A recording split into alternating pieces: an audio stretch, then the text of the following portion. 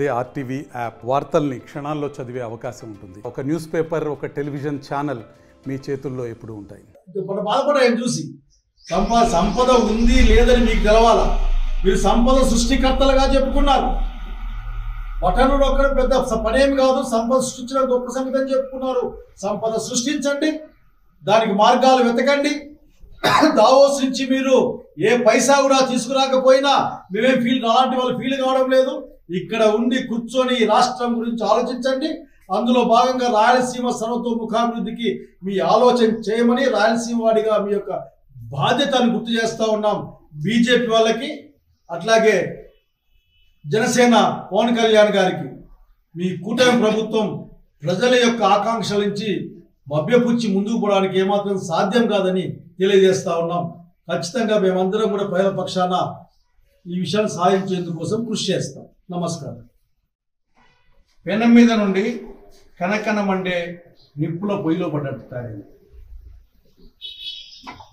అటు వైకాపా ప్రభుత్వం, ఇటు టీడీపీ కూటమి ప్రభుత్వం దొందే.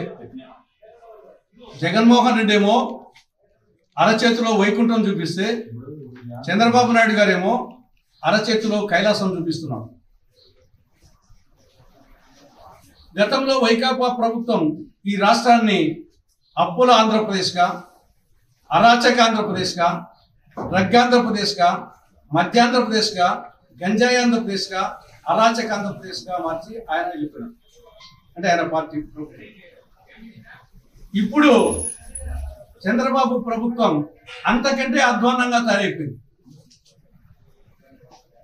ఒక విధంగా చెప్పాలంటే టీడీపీ బారాబెత్తడు పార్టీగా తయారైంది.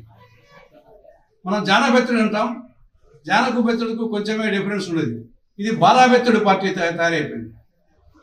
ఎన్నికలకు ముందేమో అధికారంలోకి రాకముందు బారెడు హామీలు, సూపర్ 6 సూపర్గా అమలు చేస్తాం, కొత్త పన్నులు వేయం, ఛార్జీలు పెంచాం, అప్పులు అధికంగా చెయ్యం, మా దగ్గర అల్లావుద్దీన్ అద్భుత దీపం ఉంది, సంపద సృష్టిస్తాం, ఈ యొక్క రాష్ట్రాన్ని స్వర్ణాంధ్ర చేస్తాం అని ఎన్నికలకు ముందు బారెడు హామీలు ఇచ్చారు.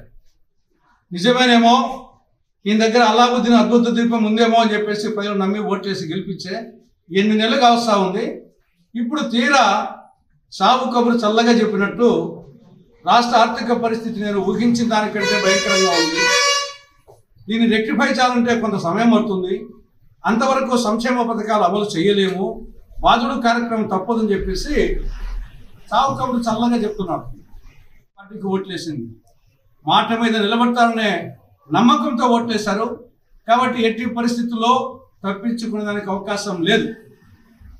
మీరు చెప్పిన ప్రకారంగా మీ హామీలు అమలు చేసి తీరాల్సిందే, అంతే తప్ప తప్పించుకునే మార్గం లేదు. కాబట్టి 2 మార్గాలు, ఆ గట్టునుంటావా నాగన్నా, ఈ గట్టునుంటావా, అమలు చేస్తావా హామీలను, దిగిపోతావా తేల్చుకోమని కాంగ్రెస్ పార్టీ టీడీపీ కూటమి ప్రభుత్వానికి సవాల్ చేస్తాం. మరిన్ని వీడియోస్ కోసం ఛానల్ ని సబ్స్క్రైబ్ చేయండి. లేటెస్ట్ అప్డేట్స్ కోసం వాట్సాప్ ఛానల్ ని ఫాలో అవ్వండి. ఆ లింక్ డిస్క్రిప్షన్ లో ఉంది.